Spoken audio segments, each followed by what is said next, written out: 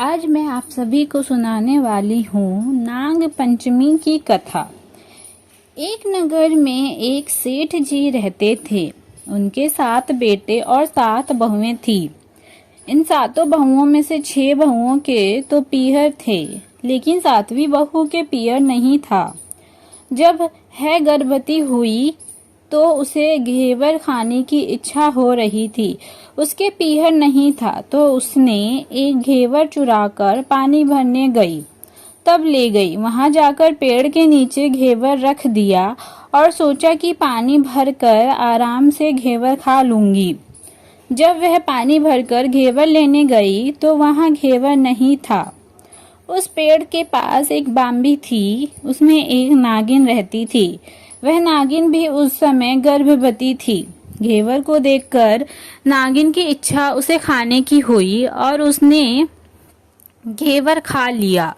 उस नागिनी ने सोचा कि यदि साहूकार की बहू मुझे गाली देगी तो मैं उसे डस लूंगी, और यदि कुछ नहीं कहेगी तो इस बिना पीहर की को पीहर दिखा दूंगी। साहूर के बेटे की बहू ने कहा कि शायद कोई मेरी जैसी ही होगी जिसने यह घेवर खा लिया। ऐसा सुनकर नागिन बहुत खुश हुई और उसने अपने बेटों से कहा कि तुम इंसान का रूप बनाकर जाओ और साहू के बेटे की बहू को लेकर आओ। नागिन के बच्चे इंसान का रूप बनाकर साहूकार के घर चले गए।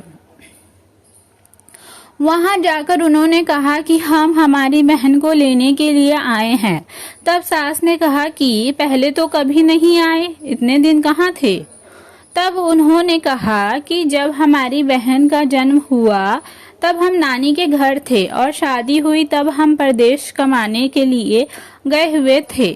उन लड़कों ने बहुत सारे कपड़े, गहने और मिठाइयाँ बहन के सास और जेठानियों के लिए ले लिए। सास अत्यंत प्रसन्न थी और जेठानियां उसे देखकर जल कुड़ रही थी। सास ने बहू को उनके साथ में भेज दिया। भाभी के पास जाकर उन्होंने कहा, बहन हम नाग हैं। उस दिन जब तुमने पेड़ के नीचे घेवर रखा था तब तुम्हारा घेवर हमारी माँ ने ही खाया था। उन्होंने तुम्हें अपनी बेटी माना है, इस नाते से तुम हमारी बहन हुई। बहन अब तुम हमारी पूंछ को पकड़ लो और डरना मत। उनके कहने पर वह पूंछ पकड़कर बांबी में चली गई। वहां पर उन्होंने उसे बहुत लाड़ प्यार और सुख से रखा। वहीं पर उसने एक लड़के को जन्म दिया।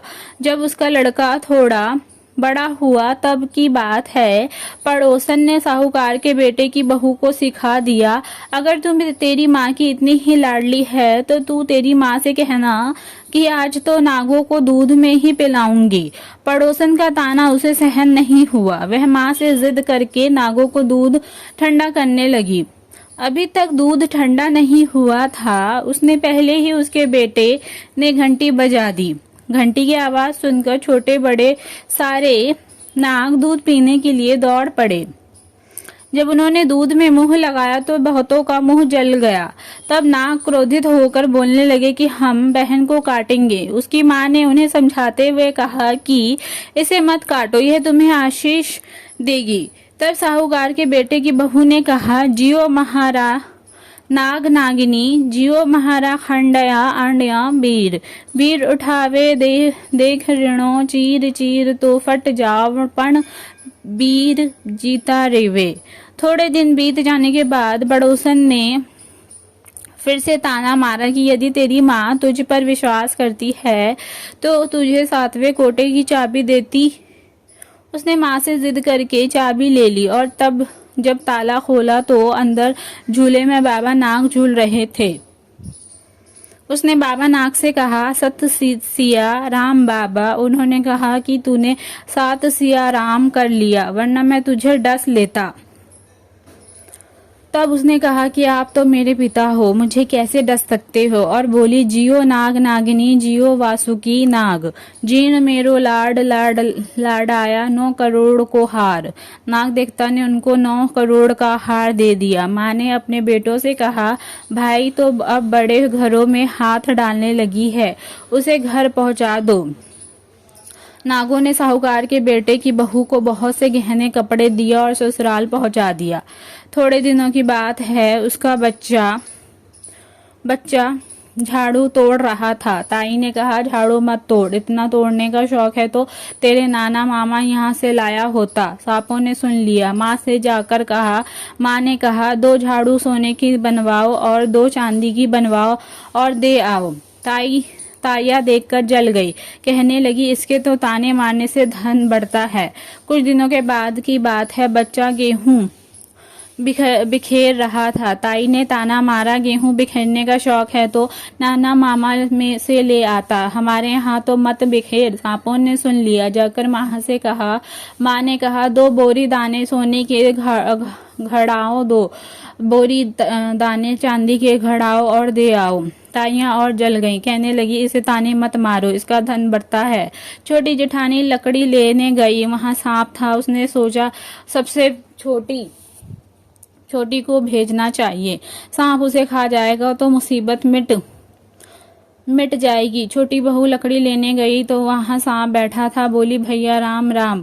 सांप ने झट से बिछुए दे दिए, पहनकर छम छम करती चली आई। जेठानियां देखकर जल गई। 2-4 दिन बाद पान की गड्ढियों में एक सांप देखा तो बड़ी जेठानी ने सबसे छोटी को पान लेने भेजा।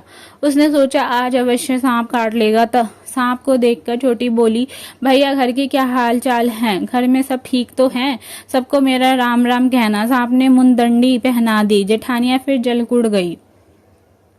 उसका पति दुकान से आया, तब सिखा दिया कि तेरी बहू के तो बिच्छू से दोस्ती है।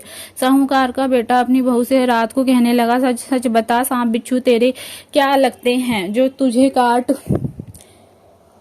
खाने के बजाय गहने देते हैं? बहू ने कहा, वो तो मेरे भाई भतीजे लगते हैं। फिर उसने सारी बात अपने पति को बताई। पति ने कहा, तो क्या तेरे भाई भतीजे तुम्हें ही बुलाते हैं? कभी अपने जवाई को यानी हमें तो बुलाते नहीं हैं। आने कोने में छुपे सांपों ने बात सुन ली तो जाकर अपनी माँ ने कहा, दोनों को बुलाओ। वह इंसान का रूप बनकर दोनों को